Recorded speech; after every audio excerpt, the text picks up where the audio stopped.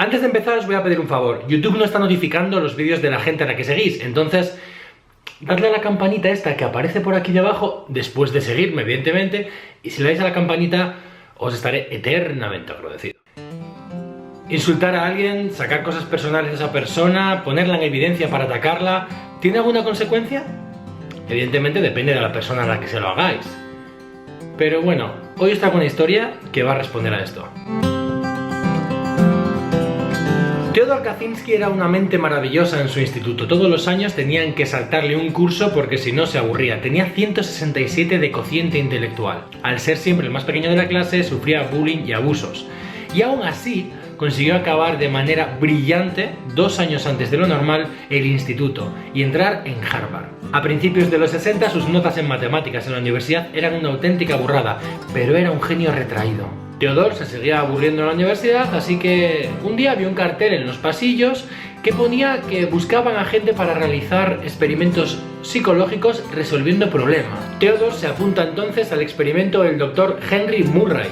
Sin saberlo, acaba de entrar en el famoso MK Ultra, un proyecto ultra secreto de la CIA en el que intentaban buscar nuevas formas de realizar la tortura perfecta para sacar más información a sus presos. Murray es uno de los psicólogos más importantes del mundo en aquella época y claro, Theodor evidentemente confía en él y accede a hacer todo lo que le dice en el experimento que está realizando. Pero durante 3 años los alumnos se sentaban en una sala completamente cerrada, atados y generándoles un estrés realmente increíble. Al otro lado del espejo había sentado un estudiante de Derecho que había sido preparado previamente para ridiculizar a los estudiantes. Habían estudiado todos los puntos débiles de Theodor Kaczynski y le atacaban constantemente. Tiraban abajo su ideología con dialéctica mediante ataques personales y directos, y después le ponían los vídeos para que él mismo viese su reacción. Theodor Kaczynski se vino abajo. Según Murray, quería utilizar esto para estudiar psicológicamente a la persona y para ayudarla a su crecimiento personal, pero según los estudiantes el experimento simplemente iba de pisotear y atacar a una persona para ver cómo reaccionaba, sin más.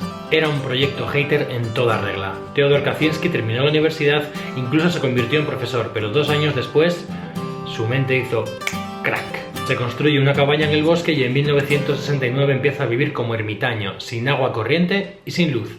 Hasta ahí todo normal y respetable. Pero lo que sucedió a continuación te sorprenderá. En 1976 un profesor de la Universidad de Illinois recibe la que sería una de las 16 primeras cartas que tendrían en jaque al FBI durante unos cuantos años. Entre 6 y 9 personas, los datos no están claros, perdieron la vida de manos de un terrorista que mandaba cartas bomba. La prensa decidió llamarlo una bomber. Durante décadas la CIA le siguió la pista pero no encontró ningún tipo de huellas. Era tremendamente limpio y era él mismo el que creaba las bombas. Hasta que en 1995 el New York Times recibió una carta de una bomber en la que decía que si le publicaban un gran manifiesto contra la sociedad industrializada, dejaría de enviar cartas bomba. El 19 de septiembre de 1995, el manifiesto Una Bomber fue publicado en el periódico. El manifiesto era una larguísima carta que ocupaba 5 páginas del periódico en la que se contaban las consecuencias fatales que iba a tener la humanidad por culpa de la industrialización. Se recibieron cientos, miles de pistas por todo Estados Unidos de gente que decía saber, que decía conocer ese estilo de hablar, ciertas palabras, pero ninguna de ellas conducía a un punto real. Hasta que un tal David reconoció una frase muy clara en el texto. No puedes comerte una tarta y seguir teniéndola.